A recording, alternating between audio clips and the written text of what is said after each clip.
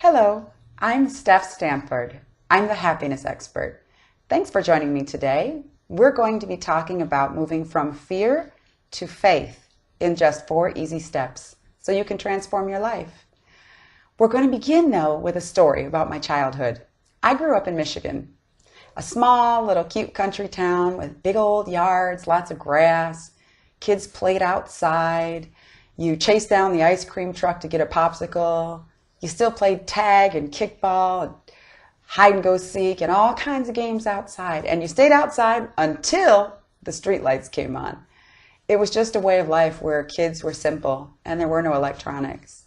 So I remember one particular time when I was laying in the grass and it was nighttime. Now, I don't know what I was doing in the backyard at nighttime by myself. Who knows? It was probably not that late, probably just barely having the sun go down. But I was out there in the backyard looking up at the sky. And I remember looking up and seeing millions of stars against a black, black sky. And there was one star that was really twinkly and brighter than the other stars. And I stared at it. I stared at it. And I did what all kids did back then. I made a wish. I said, "Starlight, star bright, have the wish I wish tonight. I wish I may, I wish I might, have the wish I wish tonight." Because that's what kids did back then. We were a little crazy, but there was something really special about that because I knew in my heart that if I just wished hard enough that my dreams could come true. As a child, I knew inside there was no doubt that what I wanted, my deepest desires, were connected to something bigger than me and more powerful that wanted me to have goodness in my life. I probably just wanted a new Christmas toy or birthday toy, who knows? But the important thing is that I believed 1000% that good was coming my way simply because I had wished it, because I had asked for it, and that connected me to something bigger that could make it happen. Fast forward a few years, I started a business many years ago. I left a marketing job to start a marketing company, and it did not work for a lot of reasons. But the business failed, and I had to close the doors. It was a very difficult thing. It was hard for me to take, but I did it. You do what you have to do. Years later, there was a passion that was growing inside me for speaking, for teaching, and for sharing life lessons so that I could help people not have to struggle so much, so that all the things that I learned, somebody else could pick up in a snap. Didn't have to take them years. This passion laid on my heart year after year after year, and I didn't do anything with it. I knew what I wanted, but I didn't make any moves to get there because I was still thinking about yesterday's failed business, and I was afraid that if I really went after my dreams, if I really wished for something hard enough and took actions to get there, that it might not happen because it had failed before. But what you need to know is this: miracles can happen.